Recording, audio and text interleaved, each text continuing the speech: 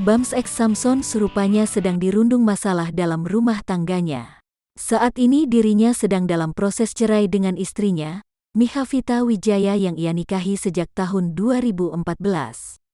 Dengan santai Bams menceritakan bahwa saat ini proses perceraiannya masih berjalan.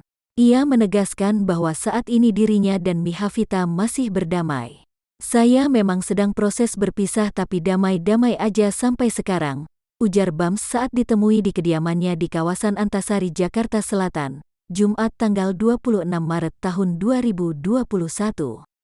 Bams menuturkan perceraiannya tak terekspos oleh halayak karena memang tak ada masalah yang harus ia ceritakan.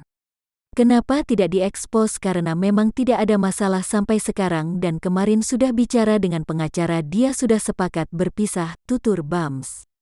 Sejak Januari tahun 2021 kemarin keduanya sepakat untuk bercerai. Hingga kini proses perceraiannya masih berjalan dan belum sampai keputusan.